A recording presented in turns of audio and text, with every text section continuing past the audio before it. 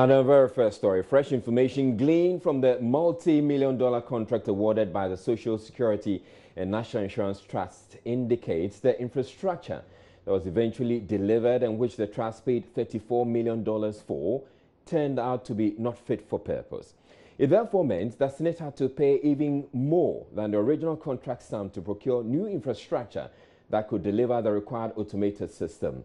As a result, Senate has spent over $72 million on its automation process. Joy News is meanwhile learning the Economic and Organized Crime Office has also shown interest in the matter and invited several staff of Senate to assist with investigations. The Director General of Senate, Dr. John Ofori-Tinkrang, says EOCO also requested documents related to the contract. He's been explaining on Upfront with Raymond Aqua how a contract that was initially $34 million is now costing Senate over $72 million. You bought a car, right? And then as you drive in the car, at some point you realize that you have to change a tire. Then you reach into your toolbox and you find out that you don't have a spanner. So you need a spanner, right? And so you go to the guy who sold you the car, he says, I don't have a spanner. And he says, well, when you were buying the car, you didn't tell me that you were going to need a spanner. I'm just trying to be simplistic. Okay. And so if I have to give you a spanner to be able to do what you're asking me to do now, you have to pay for it. So in a sense, you have to tell me, you should have told me everything that you needed in specific detail so that I could have priced all of that in ex ante, right? Mm-hmm. And then there wouldn't be any price escalation. I'll just give you a very simplistic example. So let's come back to our case. So the software that was procured was supposed to be something that was existing. I think that is how they advertised it. Something that was existing that could do pretty much a lot of the things that we were looking to do, but to be customized to suit our environment, to take care of the idiosyncrasies of the scheme that we're running. And so there was supposed to be some customization of that software. Okay. In that process, if there is anything else that you need that you didn't state, it constitutes a change. And that change is billable. Okay. Right? So along the line, there are so many of these changes that came along. And we call them change requests. And all those are documented. Okay.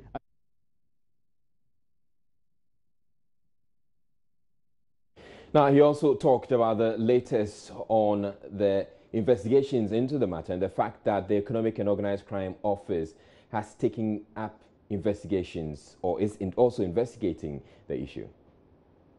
So I guess when I went to SNET, I also saw some of the bills that were coming to me. And so I started questioning things. And my board chairman also had the feeling that they, as a new board, needed to know what kind of SNET they were inheriting, they were taking over. Okay. So it became clear that we needed a baseline review. We needed to draw a baseline. Okay. And so if you are going to invite somebody to come and do a review, then they have to review everything. Now, this OBS has come into, into sharp focus because EOCO started investigating that particular project. And when did EOCO come in? EOCO was there before I got there. As in, when did EOCO start the investigation? Yes, I said I assumed this seat on March 31st. Mm-hmm. And I think EOCO, in fact, when I got there, EOCO had already sent notices to SNET that they were doing an investigation. Do we know the scope of the investigation the EOCO is doing currently? Oh yeah, EOCO does a lot of things. I mean, I get subpoenas about OBS. Mm-hmm. I get subpoenas about people that have been paid contributions, establishments that haven't paid contributions. Okay. So I get subpoenas about all kinds of stuff. So there was an understanding that there was something wrong with this deal even before you got in there. That's correct. Okay, now let me get this point clear. We are currently talking about 72 million US dollars. You like that? You seem to like that number. No, because it is what's the current number now. Meanwhile, a former chief executive of the National Pensions Regulatory Authority is proposing the collapse of the Social Security and National Insurance Trust to spare contributors some of the reckless expenditures which tend to add to the cost of administrating pensions. Dr. Daniel Sedo also describes as unfortunate the current law which hands over a significant amount of pension contributions to SSNIT to manage, even though research that informed reforms in the pension sector indicated pensioners are unhappy with the trust performance so far. He cited the case of Nigeria, where he says total privatization of pensions is working almost perfectly. It's just unfortunate that we have to go through this. The essence of setting up the pension scheme is to support people in their old age. Now, what we call the SSNIT is a defined benefit scheme. So the payment is actually not based on your contribution, but a defined payment that will be given to you. So there's a formula to compute what you will get at the end of the day. And because it's not fully funded, which means what you put in is not enough to pay you when you retire. Because it's not fully funded, it's necessary that the managers are very prudent. But unfortunately, in our case, the cost of managing SSNIT is very, very high. So to hear these kind of things happening, it hurts. Okay. Essentially, you agree with my point that if it wasn't going to cost $72 million to put in place this ICT infrastructure, that money would have been reduced, or that money could have reduced the cost of running SSNIT. Yes. Which would have translated into pensions. Not even immediately. The thinking behind this whole concept is mobilize the money, invest them, expand the economy, create employment opportunity for younger people. Because the people who are exiting, what they have contributed is not what they are being paid. It's the contributions of the new people, the joiners, that is effectively used. Now, if you're not able to turn over the initial contributions that you get properly, you will run into problem. What we are all shying away from is the fact that SSNIT is under tremendous pressure to sustain itself. And so if you are under pressure to sustain yourself, the least you can do is to be prudent in terms of cost. You don't throw money at things that are not productive. So essentially for you, this clearly is not a prudent use of pension funds. It is not. It is not. I mean, the figures we are mentioning, certainly it is not. I mean, probably if they got it the first time, fine. But where is the due diligence? They have to make a grievous mistake and try to correct it. Assuming SSNIT is a commercial entity and they have to go and borrow that kind of money, would they behave the way? I don't think so. What do you think would be the solution to this issue that we're having to deal with? No, unfortunately, they've made a commitment already. But going into the future, what my suggestion would be is we need courage to execute the reform that was started. In the sense that the complaint was about SSNIT not paying pensioners well enough as compared to Cap 30. And it seemed to be the same issue. Now the reform was to break SSNIT into three, that is tier 1, 2, 3. Unfortunately, again, for us, is to leave the bigger chunk of money in the hands of SSNIT and give only 5% to tier 2.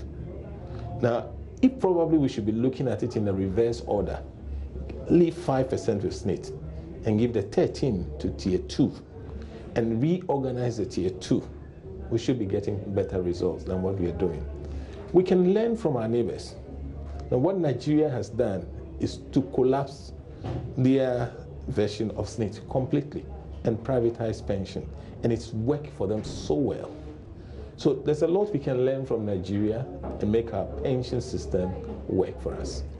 You talk about the collapse of SSNIT. I think it's a very radical approach. We probably should be looking at maybe an easier or a less radical way to approach this. Can we have a situation where we have SSNIT controlling less of the contributions and the private sector controlling more? Is it going to be that easy to just collapse SSNIT? It's because we don't have the courage to do it, but that is the right thing to do. Look, SSNIT gets money every month without any pressure. Now, the utilization of the money is where the challenge is. Like I explained earlier, the monies they get, if they put it to good use, by now, the investments will be huge. A lot more people will be employed. The contributions will be going up. Then there will be no pressure. But what we are seeing is the inability to invest the contributions properly. That is why they are still struggling to catch up. Why is SSNIT unable to invest the resources that well? Difficult for me to say, but I'll hazard a guess. I've grown to realize that we are people who are not efficient in the utilization of resources. We don't turn our resources to earning assets. We start projects that we never get any return from. Probably you guys need to go and investigate. This is not the first time SSNIT talk about computerization. There had been previous attempts that it didn't work. Why is it so? It's about knowing that, look, this monies belong to some other people. We need to be responsible and put these monies to good use. Of course, you have good guys working in SSNIT. One would expect that they should do things properly. The bigger problem would be, what is it about governance in SSNIT? Certainly SSNIT should have a board, or SSNIT has a board. What is the role of the board in all these things? Maybe those are the questions we need to ask. We should ask about the composition of the board. My little observation with SSNIT board is you have representatives from workers and employers. I'll talk about justice too. But my observation during my era is to see the bosses at these two entities, that is Employers Association and Labor Union. Their bosses are on the board of SSNIT. Now their subordinates are on the regulatory board. So you have an issue of the regulator not being able to regulate SSNIT because the subordinate is now going to regulate the boss. That is what we have. How did we end up in a situation like this? Now, if you pick the law clearly, the law just talk about a representative. They didn't specify whether it should be the chief executive or a deputy. But I want to think that because SSNIT is better endowed, the rewards will be better, and the regulator was not well endowed, the preference naturally would be drift towards SSNIT. Or maybe we never paid attention to this. These problems that SSNIT is encountering, or the challenges we're realizing at SSNIT, how much of this has to do with political interference in the affairs of SSNIT? Look, government still controls SSNIT. I mean, SSNIT is directly under Ministry of Finance. We all know in the past, when it becomes convenient, they borrow money from SSNIT. We've heard of SSNIT sponsoring people to go and watch football in Brazil. Okay. We know that SSNIT's scheme became weaker because we're taking some money from SSNIT to support national health.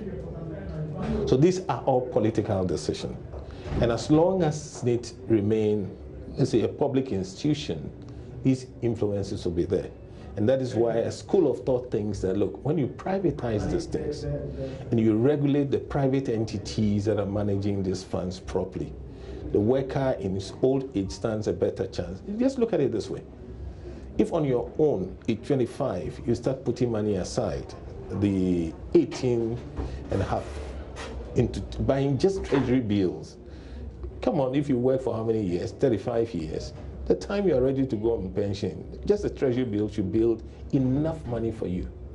Buying treasury bill doesn't cost you anything. But if you pass your money through SSNIT, the overheads alone is reducing your contribution. And so we need to be honest with ourselves and try to look at this thing.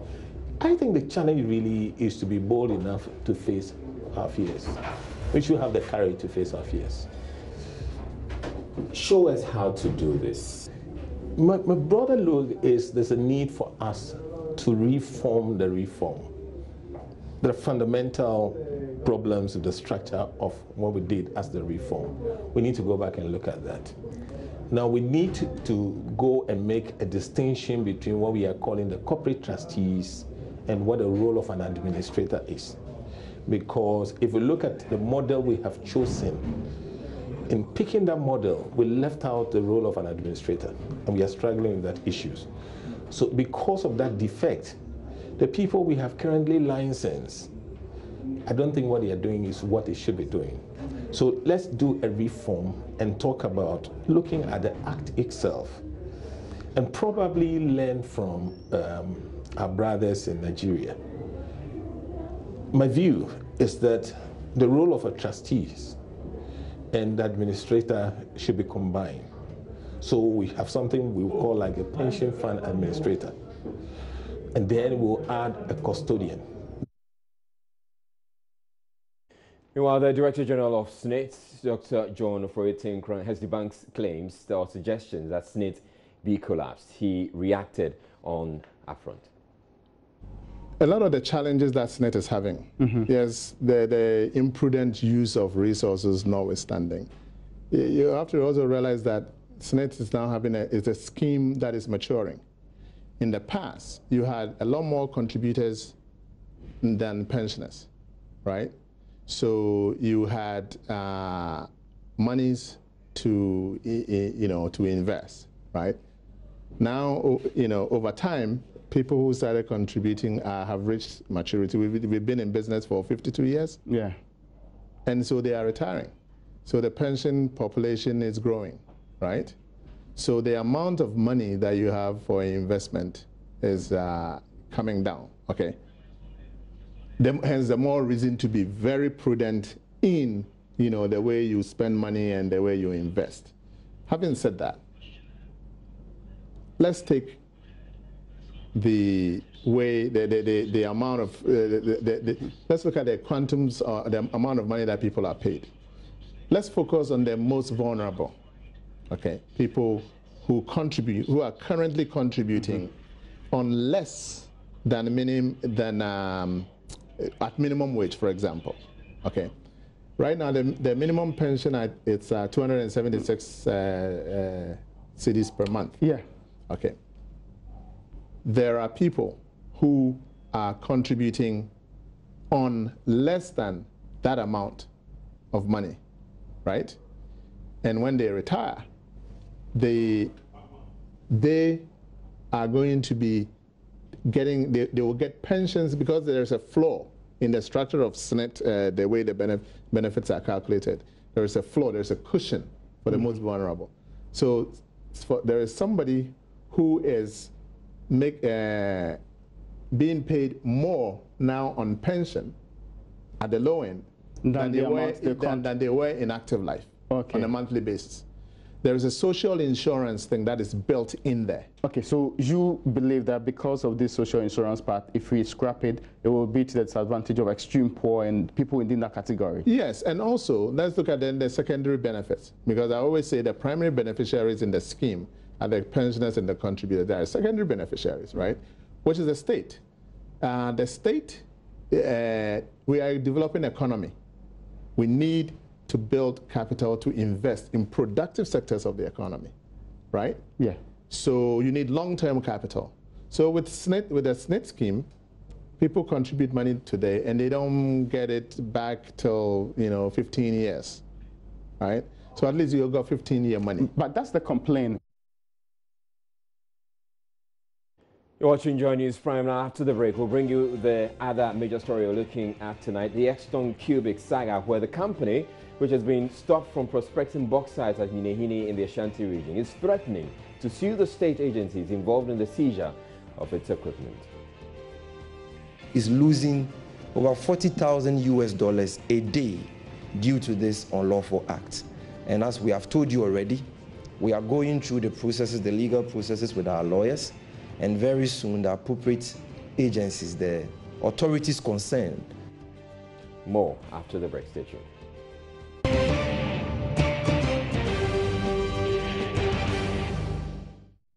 Now, managers of troubled mining firm Exxon Cubic say they will in the coming days take legal action against the state agencies involved in the seizure of their prospecting equipment at Nyinehini in the Ashanti region.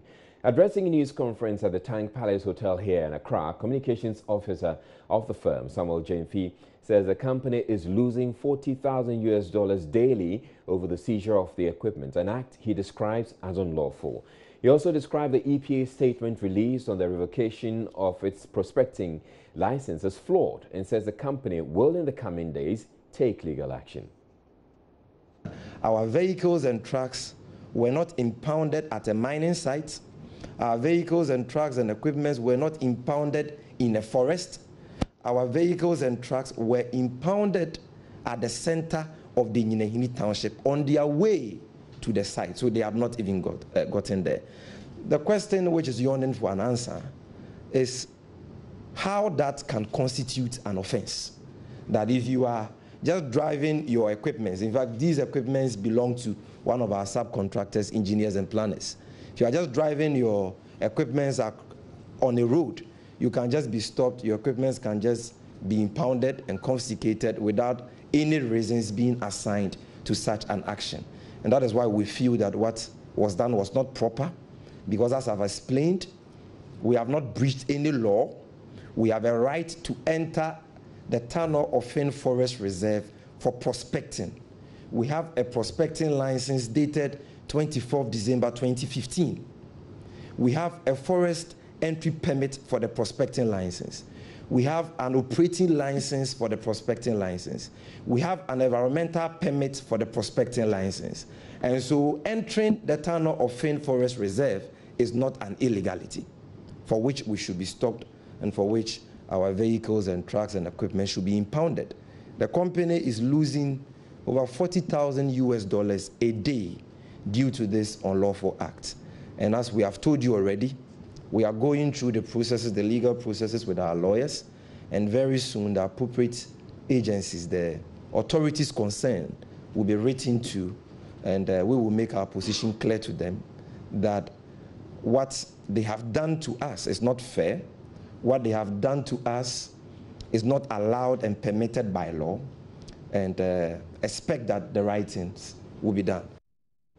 The communication officer hinted the firm suspects political witch hunt by virtue of the fact that Engineers and Planners, a company owned by brother of former President Mahama, is involved in the project. Whether we suspect that we are being witch hunted, suspicions, yes, we will not discount that, because the way things are happening and the way things are being done gives us great cause to worry. Because like I told you, you are the client of a state institution like the Environmental Protection Agency. You've been writing to them, you don't receive any replies from them. The agency feels that you have done something untoward, you have breached a requirement of your permit. The agency doesn't write to you, the agency doesn't invite you for a meeting. Rather, you hear in the media that an adverse decision has been taken against you. You know, you have your vehicles which have not been used for any illegal activity impounded. All the necessary information and clarifications have been provided by the sector minister and by the authorities concerned. There is ample documentary evidence to show that no illegal mining activities, that we have not engaged in any illegal mining activity. To date, we still don't have our equipment. Authorities are telling you we are not ready to meet you, to hell with you. That obviously will feed into that public perception that maybe there is an unseen hand somewhere which is trying so hard to find faults when none exist, and trying so hard to ensure that you don't even get the opportunity to do your business. But as we have said, we don't belong to any political party.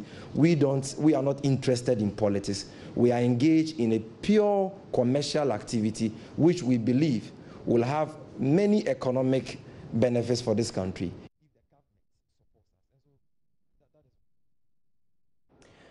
You're watching Joy News Prime. Business News is next, but we have some more stories, particularly one story having to do with why efforts to clean up Accra, and in fact the entire country, may be frustrated by a debt inherited from the previous administration. Do stay tuned.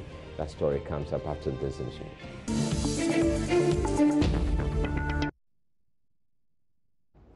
Hello everyone, welcome to Business Now. $5 million out of the $2 billion Exim Bank Chinese loan announced by government for the private sector is expected to be invested in the first One District, One Factory project in the central regional town of Ekumfi. General Manager of the project, Daniel Kwarteng, ahead of a sword-cutting ceremony to be attended by President Akufo-Addo, tells Joy Business the factory will employ over 5,000 people when completed mid-2018. Odilia Ntiama has more exclusives in the following report ahead of the ceremony on Friday. At Ekumfi, land is feverishly being prepared ahead of the sword cutting for the One District, One Factory launch by President Akufo-Addo. Chinese contractors are already in town to develop the factory, expected to employ 400 workers. As part of the conditions on the loan, Chinese contractors will build the factory and hand it over together with machinery. The Exim Bank loan will also be used to train outgrowers who number about 5,000 to make sure the factory has enough raw materials. The general manager of the company, Daniel Kwarteng, says it will take the company 7 years to pay back the $5 million loan. They took a look at our current capacity. That was the first thing they looked at. They decided how much raw material do we actually have on the ground. They came to the farms, we did initial assessments, and you know, the truth of the matter was, on the ground, we as a company did not have everything we needed to feed this factory. The Ekumfi Fruit Processing Company can process 180,000 fruits in a 12-hour working day. Having found out that one farm alone cannot meet it, they decided to involve outgrowers. Yes, so with the financing structure, it's developed around two major platforms. Developing capacity from the farms, internally generated fruits, and then developing capacity from the outgrowers in the Ekumfi area.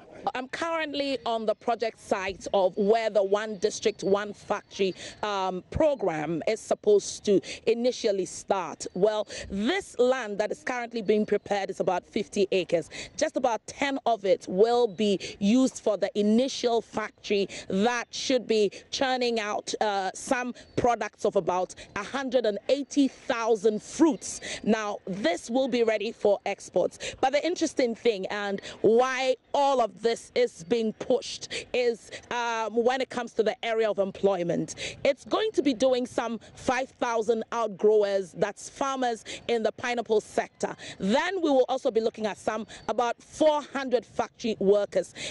Farmers can't wait to offload their excess pineapples, which at times rot in their farms. Isaac and Ibrahim are partners producing organic pineapple, the biggest in the central region. More than 30% of their produce goes bad every year, with about 70% of it sent to a processing factory in Nsawam.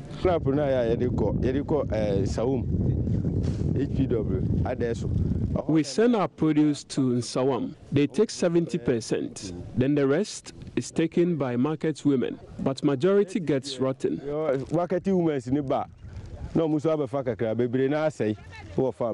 While farmers find a ready market with the construction of the processing factory, there are bigger issues the Ekumfi Fruit Processing Factory has to deal with. One of those issues would be meeting the standards for the export market. We won't move away from that. And GCB Bank has assured customers of the collapsed Capital and UT banks that it is in a position to give them better services than their former banks. At a meeting today with key clients, management of GCB also assured migration of customers of the two defunct banks onto the GCB platform will be completed in about 6 months. Ebenezer Sabute sat in that meeting for Joy Business. After GCB's takeover of the Defunct Equity and Capital Banks following the revocation of the operating licenses by the Bank of Ghana, there have been concerns about the status of their customers. GCB now says that most of the concerns raised have been resolved to the satisfaction of all customers. In an interview after the bank engaged its original and add-on corporate clients, Chief Operating Officer of GCB Samuel Sarpong tells Joy Business that all customers of UT and Capital Bank will have access to GCB branches and networks within the 6-month period of integration. Of the changes that we've made in terms of the service culture within our branches. The concern that people had been the long queues in GCB branches. And I can show you that I've indicated to them all the channels of service that we've provided to allow convenience, customers to transact their businesses in a convenient way. As I indicated, we have over 280 ATMs across the country from which most of our customers can withdraw their funds. We also have a mobile banking service where you can transfer money funds to your friends and family as well as your customers. We also have a very robust internet platform which will allow you to be able to even make payments to your customers, your suppliers, from the comfort of your office. Some customers of the two defunct banks have also been speaking to the business desk Ebenezer Sabute. I'm okay with the response. Obviously, GCB is a bigger bank. My fear was the fact that they were quite slow in terms of their reactions or transactions with customers. But with assurance from the MD, I believe that was my fear. But once that fear has been taken off and they promise that they are going to give us the kind of straight banking that we expect. So moving forward, are you going to maintain your accounts? Moving forward, yes. Aviation now in the Ghana Airports Company Limited says it will be seeking ways to cut down on its expenses in the coming years. This comes in the wake of a 13% drop in the company's profit after tax as compared to figures from 2015. Sheila Tamaklo has more. The 5th annual general meeting of the Ghana Airports Company commenced with the swearing-in of a new board, which is chaired by the former government spokesperson in the NPP administration, Oboshisai Kofi. The company's report for last year showed that it was in a good financial position. However, despite recording a profit, the report indicated that earnings had dipped from 177 million cedis to 154 million. However, the chairperson Oboshisai said they are working to improve the situation. We increased the scope of business generally in both aeronautical and non-aeronautical and increased our revenue. Obviously, over the period also, expenses went higher. So our focus is going to be to try and decrease expenses as much as possible as we push to increase the scope of business of the airports generally. We are working very hard to expand the commercial and retail aspect of the airport company's business nationwide. And then we do believe that as we drive the policy of bringing a new national airline and trying to make the KIA into a hub for the sub-region, we believe that is going to generate a lot of new profit for us. The report also showed that aircraft movement for 2016 also saw a decline of 3.3% compared to the year 2015. But the managing director of the Ghana Airports Company Limited said the situation had improved significantly upon the scrapping of the VAT on air tickets. We are encouraging people, more airlines to come and operate here. The removal of the VAT is definitely impacting, and this year we've seen a huge increase in the domestic passenger traffic. I think we are about 30% up. This year also marks a decade since the Ghana Airports Company Limited was decoupled from the Ghana Civil Aviation Authority in 2017. Now, government has hinted of plans to adopt monthly exchange rate for transactions at the ports in the coming weeks. According to Deputy Minister of Trade and Industry, Carlos Ahenkwa, who made the revelation, the move should ultimately reduce the cost of doing business for players at the ports. Importers and exporters have over the years lamented how the perennial depreciation of the cedi unduly increases your cost of clearing goods and eventually prices of imported goods. But Mr. Ahenko says this should significantly improve in the coming weeks once the new policy is implemented. He was speaking at a stakeholders workshop organized for players at the port. The cost of doing business in our port is very high when it comes to money, because agencies are using the port for their IGF. Customs duties, I would say, to a certain extent, is a little bit high when it comes to the fact that you have to relate it to interest rates on a weekly basis. I think that it will be prudent for a country, and also appropriate on the part of you traders, for government to fix exchange rate, within a range or within a certain length of time. Let's say if it is this month, we say that the exchange rate to a dollar to a CD is 4.2. So that everybody who is importing knows that their cargo is coming, know that at least they can calculate their duty within a particular month and know how much they have to pay.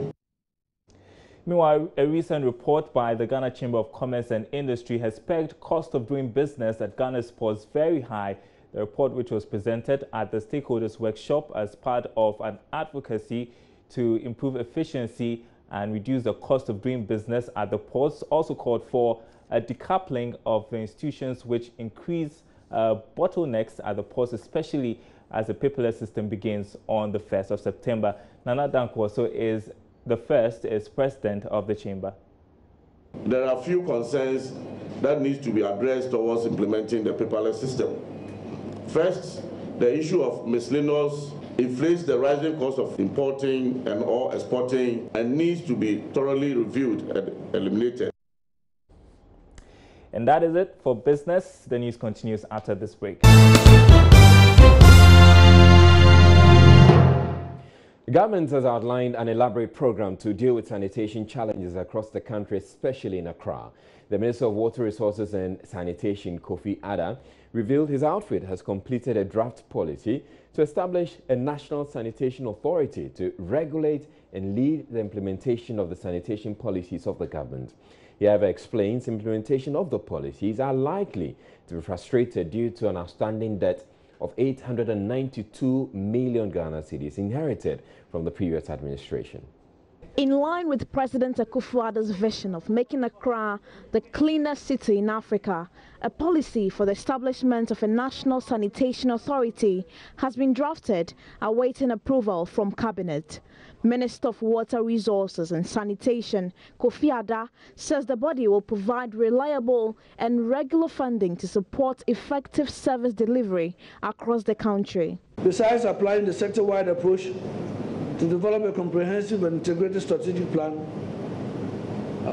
with an action plan associated to it, the Ministry has also been able to complete a draft policy paper for the approval of Cabinet to establish a National Sanitation Authority with a supporting sanitation fund to serve as a dedicated agency to regulate and lead the implementation of the sanitation policies of government, as well as provide reliable and regular funding to support effective service delivery.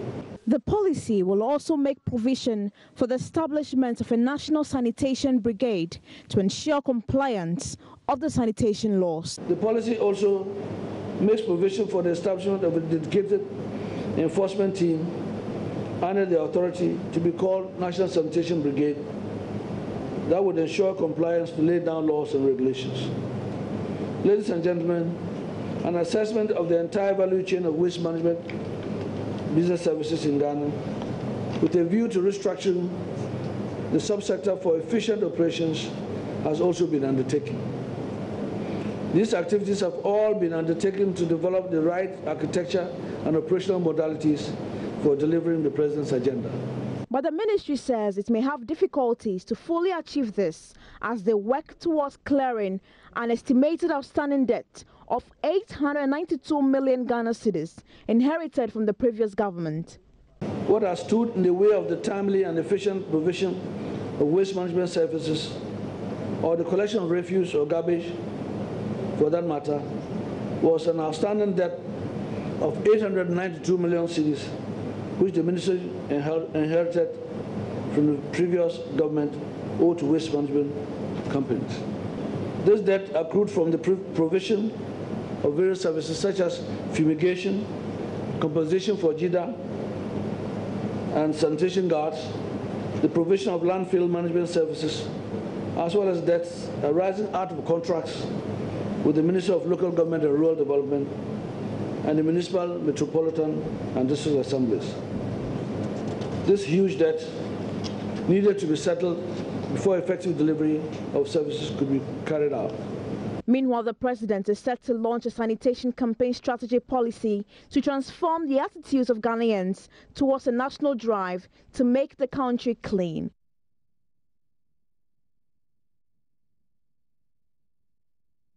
Station manager of Africa's second radio astronomy facility, sited at Kuntunse here in Accra, wants government to remove encroachers whose activities are increasingly interfering in the smooth operation of the facility. In an interview with Joy News, lead astronomer at the Ghana Space Science and Technology Institute, Dr. Benadria Asabre, warned the encroachers could hinder the country's quest to conduct research and catch up with the rapid developments in the technology space the world over. He spoke with Latif Idris.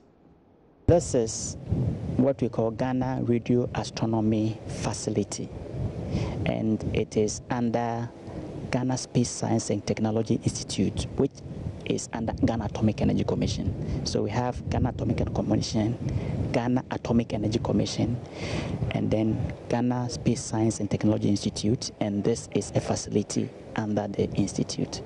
Is this the only facility of its kind, I mean, in the country? No, I wouldn't say in the country. It's the second in the whole of Africa. Oh, okay. Well, the first one is in South Africa, and this is the second in Africa. Wow. Yeah. It must be a treasure for the country then. Well, it is for people who believe in research and not believe in research and also science and technology development. Yes, I would say so. And today we're seeing massive encroachment. Is it having any impact on operations here? Sure. It definitely is having great impact on our operations here. If I should go a bit into details, this is a radio astronomy facility, and we are receiving radiations in the radio frequency. Here, I mean, the signals that we're receiving are very weak. So if we even compare with the radiations coming from phones and things like that, this can't stand. So actually, this is not a plus for the project.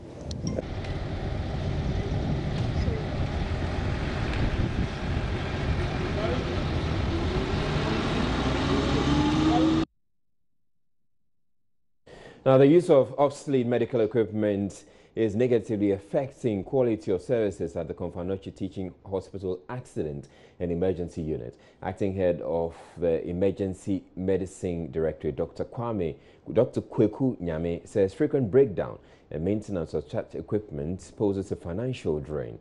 Nanea Jima reports.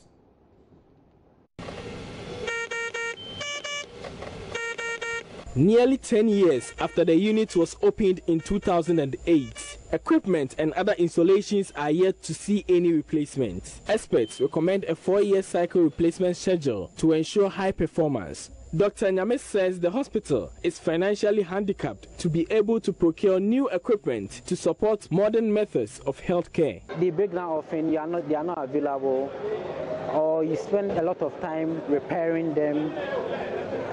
Most often than not, they may not even be available for use because they have broken down, and you have to take it. The technicians will have to work on it. So as you use it for long periods, they become less and less effective for use. Yeah. We need pragmatic steps to recycle or refinish our department. It may be in the form of government helping or corporate institutions helping. Medical equipment dealers, Manjal Clicks, proposes government partner private sector to address such challenges in the healthcare sector. Dr. Charles Kwamena Akon is managing director. There are people offshore, inshore, and even the banks, they are willing to do programs or investment or banking arrangement for institutions like Companoche. But the truth is that you need to find reliable companies who have platform, corporate settings and technical capacity.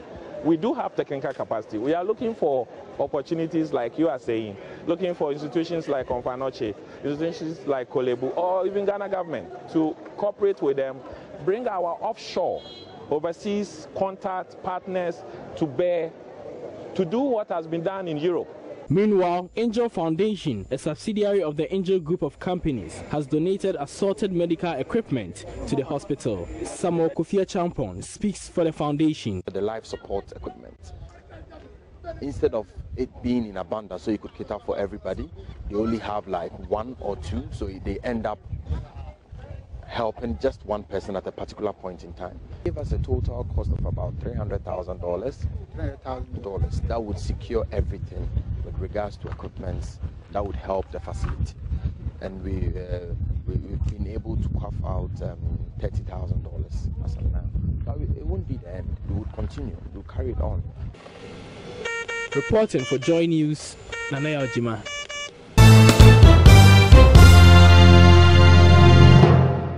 Now, the police administration has deployed 1,250 security personnel to provide security for the National Delegates Conference of the New Patriotic Party, which is taking place this weekend. Central Region Police Commander DCOP Nenyi Ampa Bening announced this while addressing the media on security arrangements for the event. Richard Kodonyako has more on the news conference.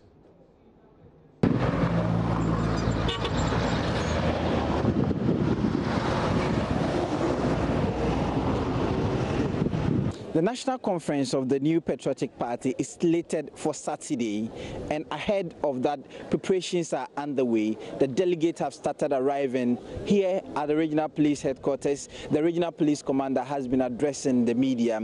According to him, the police administration has deployed 1,250 security personnel who are going to man the hotels that are in Cape Coast. And so the Regional Police Commander has been assuring all participants and delegates that their security is fully guaranteed and assured, and they are warning criminals and other people who would want to foment trouble that the police would be ready for them. Regional Police Command, in collaboration with the National Police Command, is providing 1,250 police personnel to cover this assignment. This number is also made up of other personnel from the other security agencies, that's Ghana National Fire Service, Ghana Immigration Service, the Ghana Prison Service, and other security services, the BNI and the National Security. We are covering every single hotel, right down from Mankesim to Elimina, whether delegates stay there or not.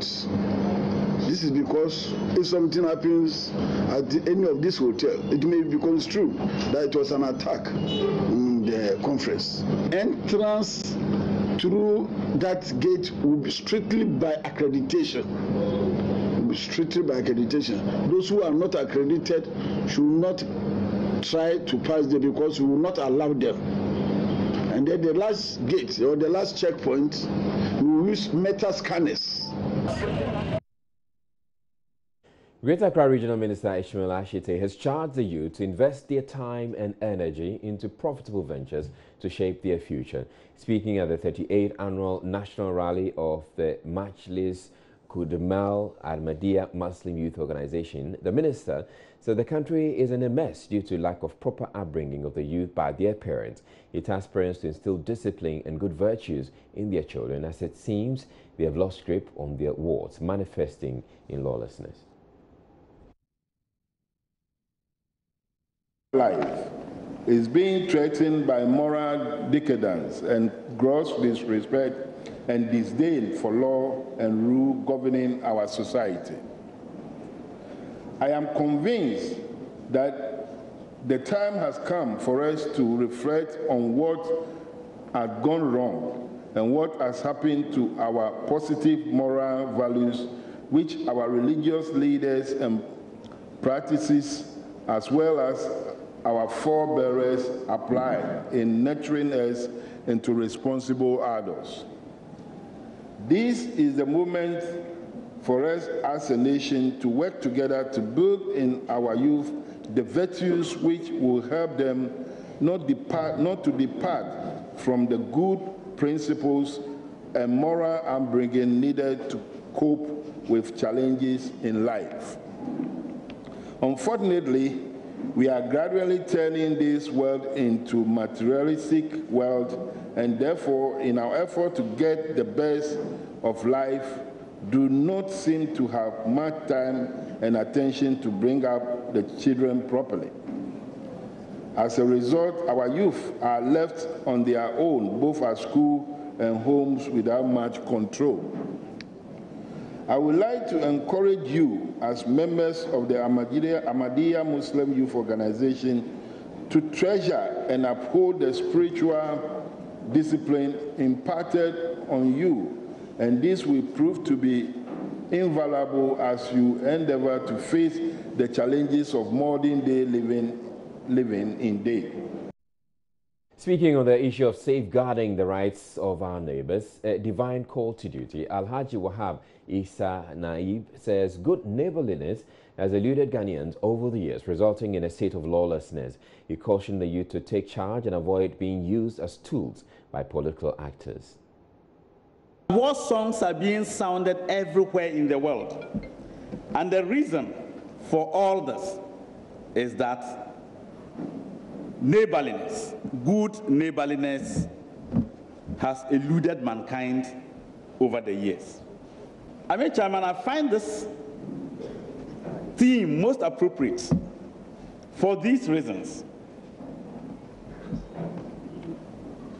Secondly, it is the youth more than any other group that is normally prone to these disturbances and are the easiest culprit to human rights abuses. On his part, chairman of the occasion, Alhaji Movi Mohammed bin Saleh cautioned the youth to desist from practices that fuel chaos. Islam, he says, is a religion that respects the rights of others as well as tolerant to divergent views, and added that religion is meant to unite rather than create enmity. The utterances, the airwaves is full of nothing but drums of war, calling upon each and every one of us to be in preparedness in his or her own way towards the worst situation. Religion is meant to unite mankind. That is why I was very much enthused when the Upper West people came to sing exactly the type of message I would wish to send out. Religion should not be the cause of dividing us, creating enemy camps among us and between us. Religion must be a unifying factor. Religion is one. It is the human interference, the human intellect, the descriptive mind of the human being that has led to existence of religion in its various descriptions and its different various outlooks. Otherwise, if truly God is one, and all religions believe that God is one, and if God is really one, then his religion must be one and the same thing. Director General of the National Disaster Management Organization, Eric Prempeh Ajamang, says Ghana has some useful lessons to learn from the mudslide disaster in Sierra Leone that killed more than 400 people and displaced several others. His comments come as NADMO offers assistance to the victims and government of that country. Joy News checks in that country reveal majority of buildings in the capital Freetown can be found on a hill. the haphazard erection of structures on the steep hillsides and the peak of the mountains have generated concerns for all stakeholders. NADMO says this should serve as a warning to Ghanaians building on hills at Ebri, McCarthy Hill and other mountainous areas. Your Joy News' Maxwell Agbagba is in Sierra Leone and he has come through with this report.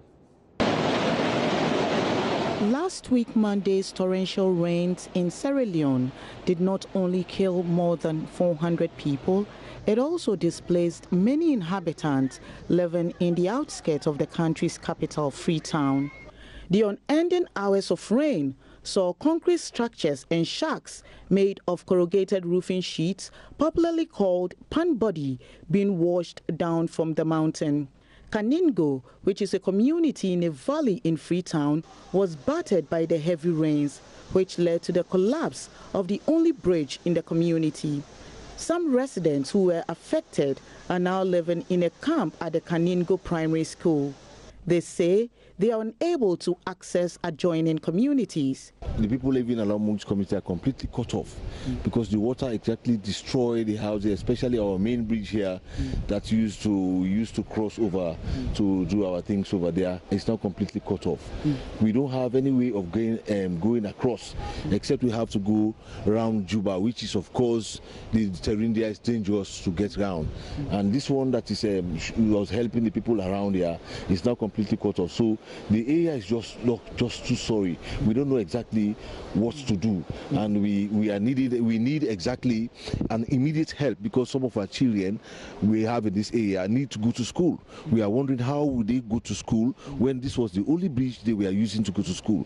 Jibril Manseri lives some few meters away from the epicenter of the disaster. He lost 17 members of his family. They registered me as a Survivor 40. This is my card, Survivor 40.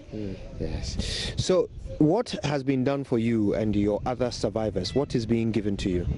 Well, up till now, nothing yet has done for us. We because government told us to evacuate from that very area. Everybody should evacuate from there. So we are all living in the camp, at the refugee camp.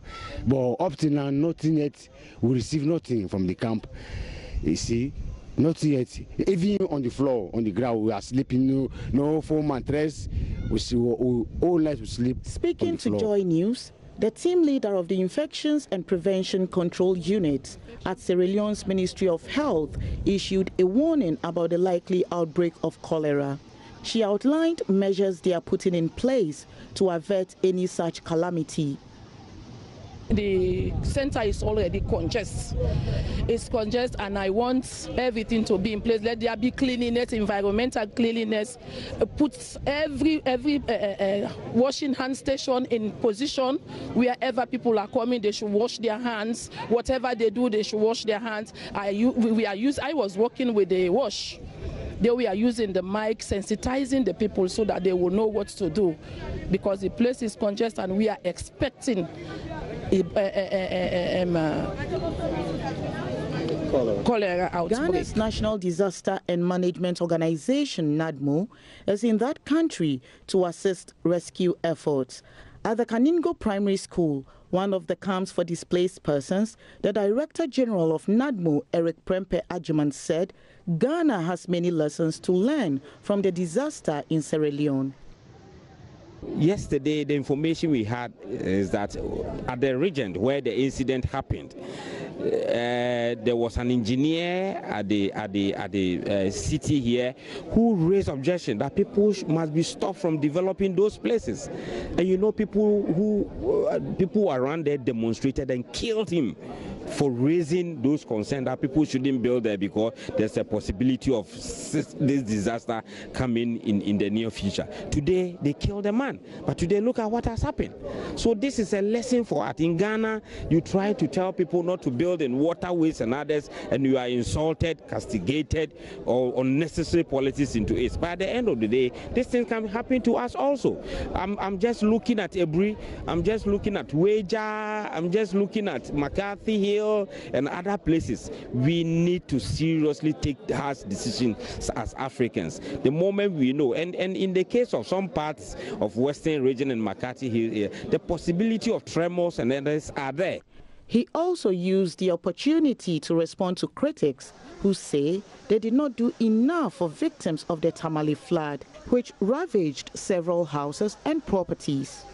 We have our regional and district officers there, and they were doing all. First, when disasters happen, you need to do what we call search and rescue.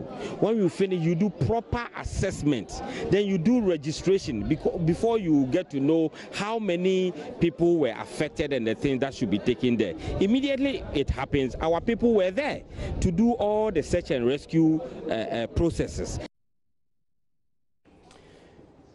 It was the case many years ago that children had no business fiddling with their parents' gadgets, especially in the early days of the tablets, or what many simply refer to as the iPad. It is, however, no longer the case, as the devices are not the status symbols they used to be. In fact, they're increasingly becoming valuable educational tools, for which reason the Joy FM Back to School Fair is making it a lot easier for all parents to acquire them for their awards. OMT's iLearning investment says its stand at the fair will display an educational tablet which has been configured with software which helps children to learn in a fun, easy and convenient way. Exactly what these children we spoke with say they need. You can research on things you don't understand when the teacher is teaching. You can research on many things you don't understand, or sometimes you can even research on different languages, or use the internet to translate different languages. Apart from using it for my academic works, I can also use it. I can also use it to develop my talents, such as football. Apart from using it for my academic works, I can also use it. I can also use it to develop my talents, such as football. I can also use it to release stress. I'll use it to download apps like the chess and dictionary. So maybe if they teach us something in the class and I don't understand, I'll search it on the dictionary and look for the meaning too. When given the opportunity to translate English, French to English to get proper understanding, you can research on what he's teaching and get a better understanding of it. We're taking a break on Joy News Prime. Stay tuned. We have more coming up. That's it for the bulletin. Thank you very much for watching. My name is Israel. Have a good night.